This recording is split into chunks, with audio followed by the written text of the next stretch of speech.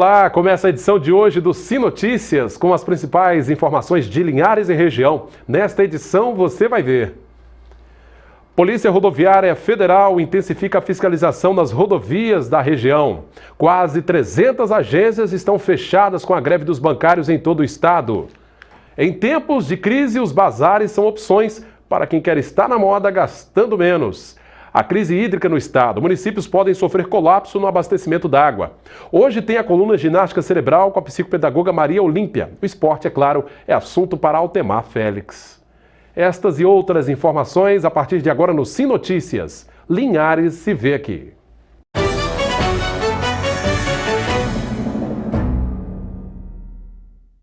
O trecho de 200 quilômetros de extensão da BR-101 entre o município de João Neiva e a divisa do Espírito Santo com a Bahia ganhou reforço para a Operação Nossa Senhora Aparecida, da Polícia Rodoviária Federal. Esse é um dos trechos com o maior número de acidentes da BR-101 em todo o Brasil. O fluxo de veículos na BR-101, no trecho que corta o município de Linhares, começou a aumentar no início da tarde desta sexta-feira por conta do feriadão. A Polícia Rodoviária Federal deu início à meia-noite de hoje à Operação Nossa Senhora Aparecida, que termina à meia-noite de segunda-feira. Considerando um feriado, receber aí as pessoas que vão transitar na rodovia com muita segurança, com muita serenidade, para que os acidentes não aconteçam e, se acontecerem, sejam acidentes aí com, no máximo, danos materiais, sem danos aí à integridade física das pessoas. A Polícia Rodoviária Federal reforçou seu efetivo para fiscalizar a BR-101 Norte durante os 3 dias de Operação Nossa Senhora Aparecida. A PRF irá contar com viaturas, radares móveis e também com medidores de alcoolemia. E caso o condutor for flagrado cometendo alguma irregularidade, ele será punido e enquadrado na legislação.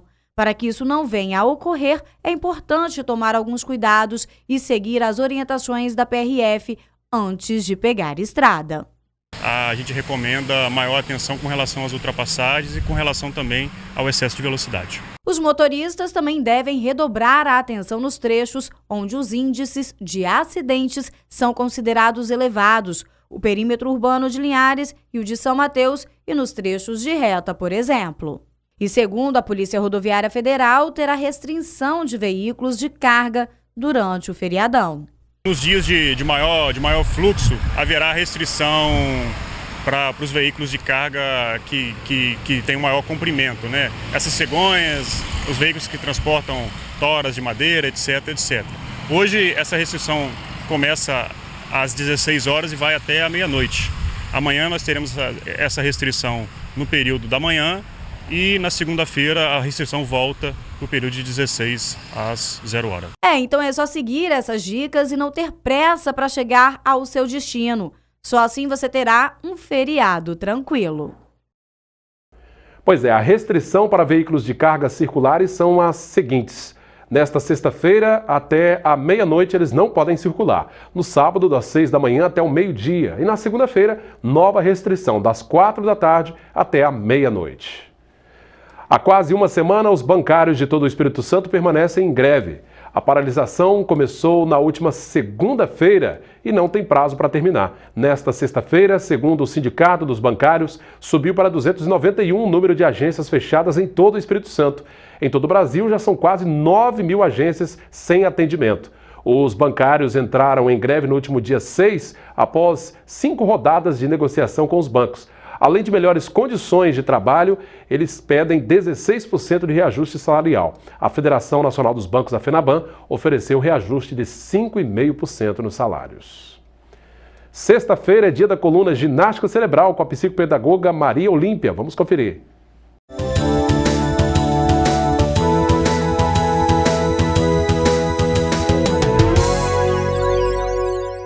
Você sabia que a ginástica cerebral é uma prática com eficácia comprovada pela ciência? Esse é o assunto do programa de hoje. Este ano, uma pesquisa inédita no Brasil, realizada pela Universidade Federal do Rio de Janeiro, mostrou que a ginástica cerebral melhorou a capacidade de memória em idosos. Curioso, não é? O estudo foi realizado durante um ano com 2 grupos da terceira idade. No início, 2 grupos foram submetidos a testes de memória. Um grupo praticou exercícios para o cérebro durante um ano e o outro ficou como grupo de controle. Os resultados foram muito bons. Os voluntários que fizeram ginástica cerebral tiveram uma melhora de 9% na memória de aprendizado verbal. O outro grupo teve uma queda de 67% na capacidade de memória. A capacidade de memória é uma habilidade que pode ser treinada como qualquer outra. Nos meus contatos com idosos, eles relatam que andam se esquecendo de onde guardaram o remédio, a chave, e acham que estão perdendo a memória. Ficam preocupados e com razão. Eu peço a eles para fazerem um teste, porque muitas vezes a pessoa está guardando o remédio, mas com a cabeça lá no bolo que está no forno. E aí, o que chama mais a atenção do cérebro? O bolo que pode queimar ou o remédio que você está guardando? O bolo no forno, é claro. É por isso que quando vai buscar, não se lembra mais. Guardou sem pensar. A solução é usar estratégias. Por exemplo, fale em voz alta. Estou guardando meu remédio na primeira gaveta. Pronto. Quando você fala, você foca toda a sua atenção. As pessoas que exercitam seus neurônios, como mostrou a pesquisa da UFRJ, conseguem melhorar o desempenho do seu cérebro. Obrigado, Maria Olímpia, pela sua participação. Agora a gente vê como fica o tempo neste sábado em toda a região. Sábado de sol e poucas nuvens, sem previsão de chuva. O vento sopra com até moderada intensidade no litoral aqui do norte do estado. Em Linhares, mínima de 18, máxima 33 graus. Colatina, mínima de 16, máxima 34. São Mateus, variação entre 19 e 31 graus. Já em Vitória, a mínima será de 20 e a máxima 32 graus. Em tempos de crise, os bazares são opção para quem quer estar na moda gastando menos. É o assunto para depois do intervalo. Nós já voltamos. Em tempos de crise, o jeito é inovar e buscar alternativas para manter o faturamento. Em Linhares, um bazar foi a atração nesta sexta-feira e também neste sábado, num hotel aqui da cidade. Para alavancar as vendas e driblar esse momento de crise econômica, cerca de 60 empresários do Espírito Santo se uniram para participar da 10ª edição do Bazar, que acontece aqui em Linhares. Somos um coletivo de lojas, nós começamos em novembro de 2014, mais no eixo Vila Velha e Vitória. E a cada edição a gente faz um rateio entre os expositores, entre os lojistas, para a gente poder promover uma mega liquidação, para zerar os estoques, para poder levar até produtos de coleção nova, mas com preço bem mais em conta para os nossos clientes. E aí a gente sempre fica mais ali Vila Velha e Vitória, mas já fomos para Cachoeiro, para Guarapari, e a gente veio para Linhares também, para poder apresentar o nosso modelo de evento para a cidade, para os lojistas da cidade e também para o público conhecer. E está todo mundo curtindo muito, porque está muito legal. Os comerciantes expõem produtos de coleções passadas e também novidades, com descontos. Alexandre é de Vila Velha, ele trabalha com roupas infantis e a expectativa é positiva, principalmente com a proximidade do Dia das Crianças. Vai ser bombástico, né? Eu acho que nós estamos aguardando aqui, né, as famílias com as crianças, temos produtos aqui atualizados, entendeu? A Açucena, ela está vindo com uma coleção nova para aqui, para a cidade de Linhares, e tenho certeza que o público que chegar aqui, nos procurar aqui no stand da Açucena Kids, vai ficar muito feliz, porque nós estamos com coleção atualizada, que é a coleção Primavera-Verão. Essas linharenses aprovaram o evento. Já está ótimo, uns preços bons, né? Eu cheguei nesse estante também, não olhei tudo, mas pelo que eu estou vendo está ótimo, viu? Compensa então? Compensa vir aqui. Vim hoje, vim ontem, vou vir amanhã. Tô gostando, tá bacana, vale a pena, os preços, as promoções, a qualidade tá muito legal, vale a pena. E para quem se interessou, ainda há tempo para participar. O bazar acontece aqui no Hotel Deizin, no centro de Linhares. Roupas, acessórios, sapatos, importados, opções para todos os gostos e bolsos. Estamos esperando então todo mundo hoje até as 21 horas e amanhã a gente está aqui de 9 às 21 horas, último dia, amanhã é dia de xepa chique. Então tudo que ficou às vezes de uma peça de um tamanho só, não tem grade, vai ser uma liquidação mais ainda para zerar, para ninguém levar a mercadoria para casa.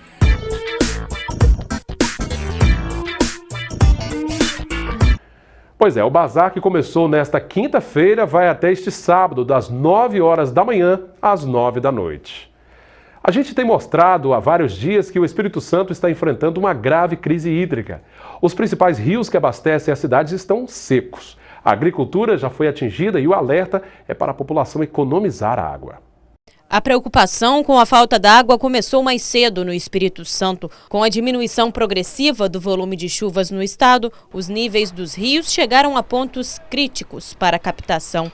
Em Vitória e na região metropolitana, 2 rios garantem a distribuição de água, mas a vazão do rio Santa Maria, medida no final de setembro, ficou abaixo do ponto considerado crítico, pouco mais de 3.300 litros por segundo.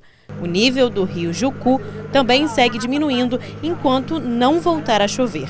Para garantir a distribuição de água em alguns pontos da Grande Vitória, a Cesan já está utilizando a água da represa de Rio Bonito, reserva ideal, segundo a companhia, para atender a população até março do ano que vem. Até agora, antes do período considerado chuvoso, a vazão dos rios que abastecem a Grande Vitória tem sido suficiente para distribuir água aos moradores. Realidade muito distante do interior do Espírito Santo, onde a população e os agricultores já sentem os efeitos da seca. Algumas localidades estão em estado crítico e os capixabas já têm que fazer racionamento. Em Colatina foi decretada a situação de emergência. O nível do Rio Doce, que nasce em Minas Gerais e forma uma das maiores bacias hidrográficas do Sudeste, chegou a mínimos 7 centímetros. O nível normal passa de 1 metro. Em alguns afluentes do Rio Doce, restam apenas filetes d'água. Debaixo desta ponte, o rio secou e só sobrou areia. Mas, de acordo com a Sanear, distribuidora de água da cidade, o abastecimento da população está garantido, graças a escavações e bombas que ajudam na captação em diferentes pontos do Rio Doce. Já nos distritos de Colatina, os agricultores passam por dificuldades. A situação está meio difícil. Acho que se ficar mais um tempo sem chuva, vamos ficar sem água, né? Tanto é que está aqui limpando para poder descer água na cachoeira para ter água para baixo, para os bichos tomar, porque não está tendo mesmo, está feio. Outras 10 localidades do interior do estado estão tendo que racionar a água sem abastecimento durante a noite. Diante da seca, que pode ser a pior da história, o governo do estado decretou esta semana cenário de alerta no Espírito Santo. No estado inteiro está proibida a retirada de água dos rios entre as 5 da manhã e 6 horas da tarde, a não ser para consumo humano ou animal. Em 9 municípios do interior, a captação de água para a indústria e irrigação está totalmente suspensa por 15 dias, com multa diária de mais de R$ 2.500. O Estado atua de forma, nesses momentos, de forma rígida, mas é fundamental que a população compreenda o momento de escassez hídrica dessas regiões, colaborando, denunciando quem estiver descumprindo a resolução, para que a gente possa adotar, dentro da legislação, as medidas adequadas. A agricultura capixaba, já impactada pela estiagem, vai sofrer ainda mais consequências. Nós temos o impacto direto e principalmente quem vai mais sofrer são as lavouras de ciclo curto, São os produtores de hortaliças, são os produtores de toda a olericultura e também a da produção de leite. A produção de leite, quando falta água, também tem um impacto mais imediato. O governo se diz preparado para encarar a crise hídrica, mas conta com a ajuda da população para economizar e reservar água. É importante que elas se previram. Para ter uma ideia, para uma residência que tem 5 pessoas, é necessário ter pelo menos uma caixa d'água, um reservatório de 1.000 litros de água. Isso é importante também evitar lavar carro, lavar calçadas, ter reservatório também que junte a água da lavagem da roupa, para poder lavar um terreiro, um quintal. É importante, sim, a população assumir novos hábitos. Pois é, e sobre esse assunto, sobre a falta d'água, a crise hídrica, nós vamos conversar com o vereador que é autor de um projeto de lei que pretende punir quem desperdiçar água aqui em Linhares. É no terceiro bloco do nosso telejornal de hoje. Agora vamos saber como fechou o dia e a semana o mercado do café. Confira os números.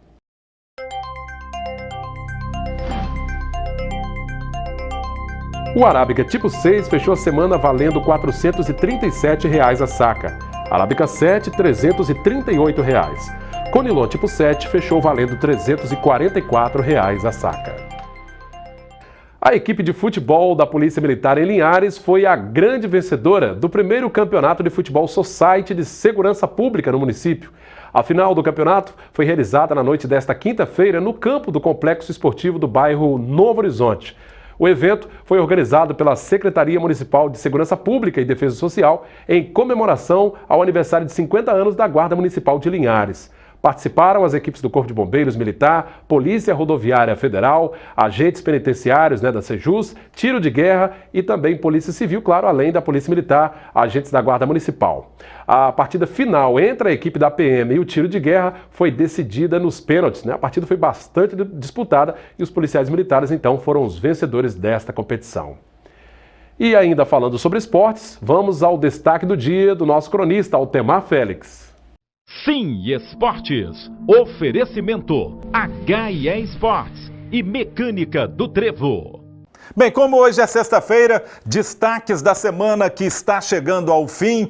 A Desportiva perdeu aqueles 6 pontos que havia recuperado no Tribunal de Justiça Desportiva. Desta vez foi no Supremo Tribunal de Justiça Desportivo, no Rio de Janeiro, com um recurso da Procuradoria do TJD, com interferência também da Federação de Futebol do Estado. Eu perguntei ao nosso correspondente lá na Grande Vitória, o jornalista e advogado Berilo Neto, e se a equipe beneficiada não fosse o Vitória da capital, e sim uma equipe do interior, seria a mesma coisa? Ele falou, certamente que seria, mas é estranho o fato do TJD ter aceitado a recuperação dos pontos por parte da Desportiva. Mas a Desportiva já é passada na Copa Espírito Santo. Nos próximos dias 17 e 24, quem vai fazer semifinal contra o Espírito Santo é o Vitorinha. O Linhares ficou no meio do caminho por questões estruturais. Tinha um time até melhor em campo do que o Vitória. E já pensa no capixabão de futebol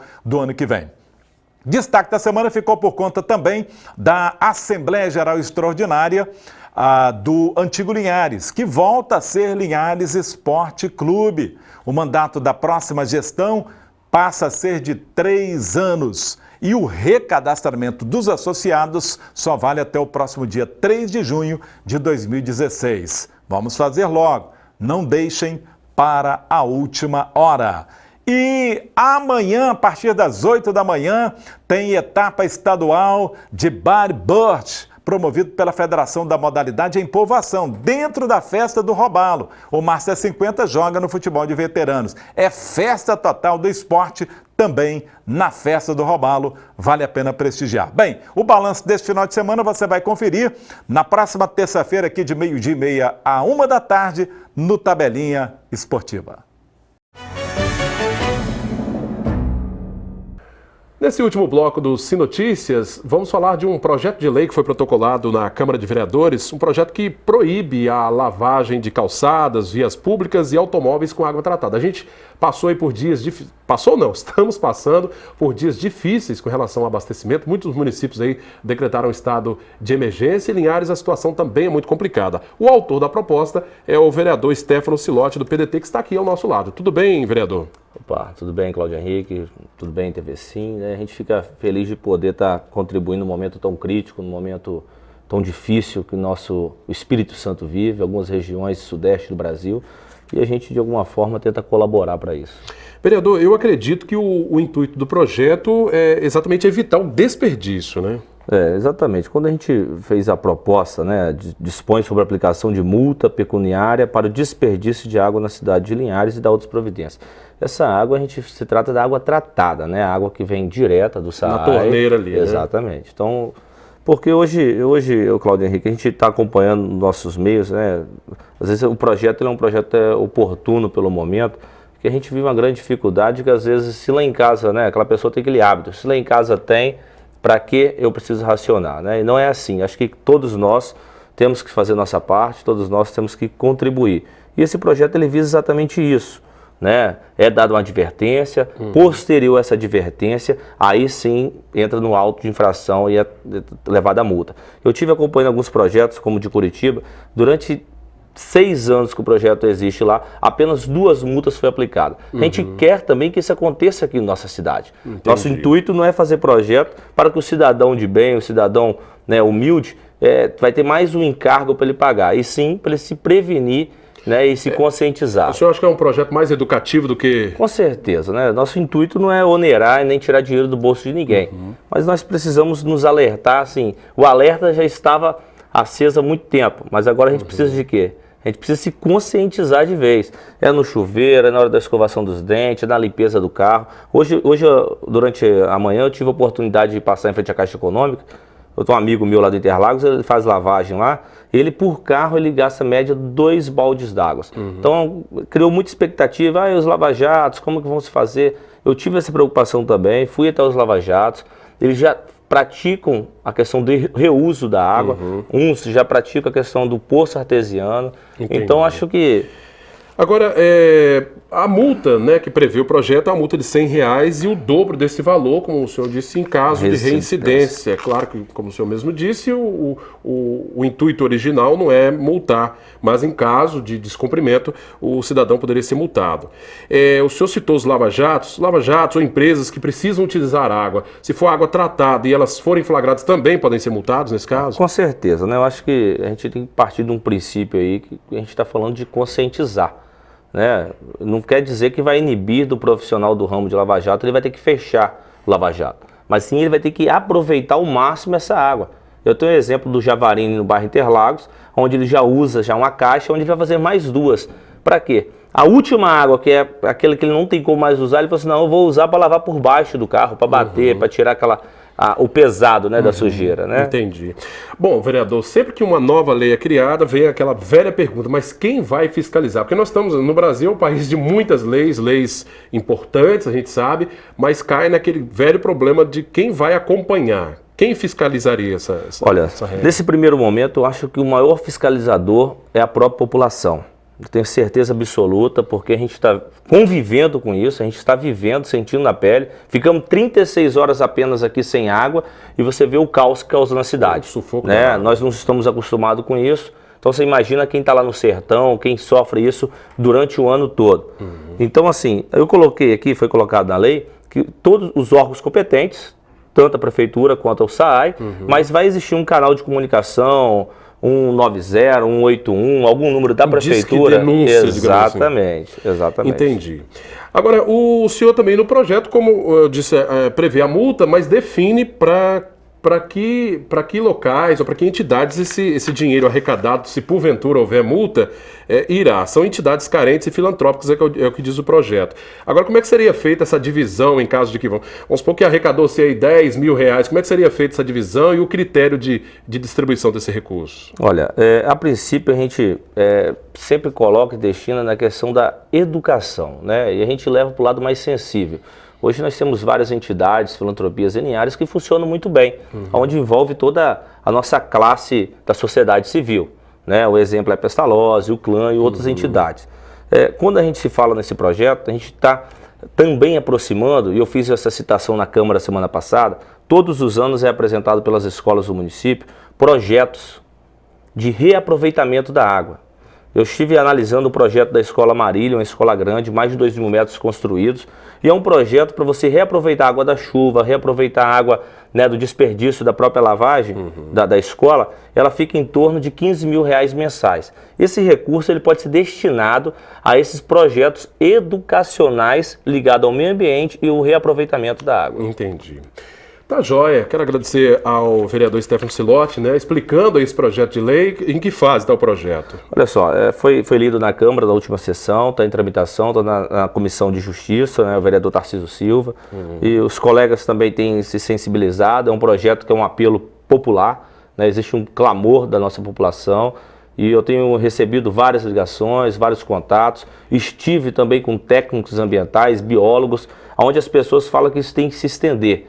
Né? Hoje tem que haver uma conscientização até em cima da lei estadual, o homem do campo. Então toda essa situação que abrange a questão da água, Cláudio, eu acho que nós temos que tomar um cuidado o máximo possível, um cuidado, levar isso realmente a sério, porque às vezes a gente fala, mas eu pago, eu tenho dinheiro, eu pago. Mas a gente tem que pensar no próximo. Acho que a água é vida e a gente tem que preservar a vida do próximo. Sem dúvida. Mudando um pouquinho de assunto, vereador, aproveitando a sua presença aqui, nós vimos esta semana que os prefeitos, né, de quase todos os municípios aqui do Espírito Santo foram à Vitória reclamar com o governador, inclusive, e pedir ajuda aos deputados com relação a essa crise financeira a que passa o país, né? Não é só o estado do Espírito Santo, né? Dificuldade para pagamento de funcionários e por aí, manter a folha em dia e, enfim, as finanças em dia, né?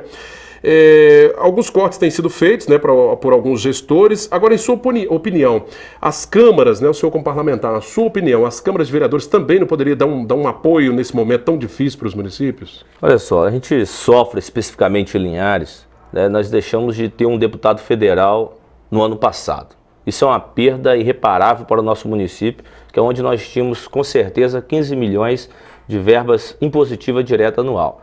O que a gente precisa agora, de nível estadual, é realmente fazer um apelo. Nós temos 2 deputados estaduais no nosso município, nós temos a deputada Eliana, o deputado Guerino. Eu acho que a gente precisa receber esse carinho, a gente tem que deixar as particularidades políticas de lado e a gente tem que olhar o bem social, o bem-estar de todos, até porque eles receberam a maior votação dentro desse domicílio eleitoral que é Linhares. Sim, mas no caso aqui da nossa realidade de Linhares, por exemplo, a Câmara não poderia dar uma ajuda, porque a Câmara de Linhares, né, é uma cidade que tem mais de 100 mil habitantes, ela recebe 6% de repasse de tudo que é arrecadado pelo município, né? Então, assim, um orçamento aí de 500 milhões, o município arrecadando dentro de um ano, a Câmara tem direito a receber pelo menos 35 milhões, né?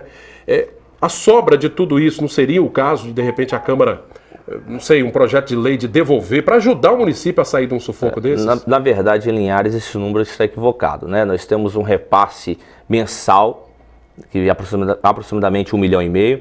Isso aí é multiplicado, né? Vezes 12 vai dar em torno de seus 17 milhões. Mas não são, bom, é o que diz a Constituição, são 6%. Então, mas hoje o município existe a lei orgânica, existe, né, está lá constituído no orçamento, na peça orçamentária, e o repasse que a Câmara recebe é metade disso que você está falando. É 1,5 milhão. Mensal. Mensal. Exatamente. Então, o que ela recebe, que está dentro da peça dela, hoje vai chegar em torno de quê? Vai chegar em torno de 17 milhões. Mas não seria a hora também? É o gasto anual. Mas isso se dá de quê? Hoje a Câmara ela tem sido muito parceira do município naquilo que é necessário para o município. Né? Hoje não existe aquele vereador de oposição. O que é bom para o município, a gente está lá para somar, para votar, para participar. E isso é um crescimento para o nosso município. Eu acho que a parte maior, né, nós como legisladores, fiscalizadores, eu acho que essa contribuição, o prefeito não tem encontrado dificuldade quanto a isso. O presidente, Vitinho Colega, tem conduzido isso muito bem. A gente sabe o que é bom para o município. Mas não seria o caso, vereador, eu estou insistindo nessa questão porque a gente vê as prefeituras, pelo menos quase 70 delas, né, quase 70 prefeitos foram à Vitória exatamente reclamar dessa dificuldade, e as câmaras elas mantêm o seu trabalho normal, recebendo, né, o repasse, como diz a lei, mas não seria o caso das câmaras também fazer um enxugamento de folha, reduzir um pouco do gasto, guardar um pouco desse dinheiro e repassá-lo à prefeitura ao final do ano, por exemplo? O que aconteceu com a Câmara de Linhares foi o seguinte: existiu uma reserva que foi a reserva para a construção da sede tão sonhada, né? A gente não tem sede da prefeitura, a gente não tem rodoviária, a gente não tinha sede da Câmara. Nesses anos que se passaram, a reserva toda foi feita aplicação e ela foi restituída na obra da Câmara. Uma Câmara que custou 3 milhões de reais. Uma obra muito boa, uma obra satisfatória para a população. Então, se falar assim, que hoje existe essa reserva, a reserva ela foi toda aplicada ali na obra. Hoje já começa a ter já um fundo novamente. Esse fundo é obrigatório, a mesa diretora, o presidente da Câmara, ele tem agora uma devolução a fazer para o município, eu não sei aqui o valor exato qual que seja, mas ele tem um valor a repassar. Outra medida que nós adotamos, ao contrário de Câmara de Soretama, Câmara de outros lugares, foi a questão da não aumento de número de vagas de vereadores. Hoje a nossa Constituição ela fala que a gente pode ter até 21 vereadores na Câmara. Nós seguramos esse número, mesmo tendo alguns colegas que queriam ter mais cargos de vereadores, mais vagas para vereadores, seguramos em 13. Eu acho que tudo isso soma como um ganho. Né? Às vezes, igual você está falando, qual o ganho real talvez seria hoje? Hoje não teria um ganho real especificamente devido à construção da sede da Câmara, que foi planejada, a questão do dinheiro foi planejada para a construção. Eu falo isso porque assim, a gente vê e acompanha até pelo portal da transparência da própria Câmara a quantidade de servidores comissionados, e a Prefeitura ela fez um enxugamento, demitiu vários servidores. Não seria o caso da Câmara também não seguir o exemplo e tentar enxugar também um pouco? Olha só, eu faço parte da mesa diretora, né? Estou desde 2013, me ausentei durante os 5 meses que estive à frente da secretaria. É um caso especificado, a gente segue muito a regularidade do que o Ministério Público, né, do que os promotores também conduzem. Existe, talvez, seria uma melhor oportunidade esse diálogo, até mesmo com o presidente da Câmara. Né? Eu não posso aqui estar falando por ele, mas hoje eu acho que a Câmara, na sede, no espaço que está lá, eu acho que ela está de uma forma que contemple o atendimento à população. Entendi. Tá joia. Quero agradecer mais uma vez a presença do vereador Stefano Silotti, do PDT, falando do seu projeto sobre o consumo consciente de água, né? Esse projeto de lei que está tramitando na Câmara, e mencionando também a questão da crise econômica aqui no nosso município, né? Obrigado, vereador, pela presença, viu? Eu que agradeço. Gente, olha, esta edição do Sim Notícias está terminando. Você continue contribuindo para fazer o nosso telejornal. Olha o e-mail aí para você mandar sugestões. pautalinhares@redesim.com. Esta entrevista, reportagens, vídeos estão lá nas redes sociais. facebook.com/tvclinhares ou no nosso canal direto no YouTube. E o nosso telefone de contato é esse aí, ó, 3373-2000. Boa noite, bom fim de semana, até a nossa próxima edição. Sim Notícias, Linhares se vê aqui.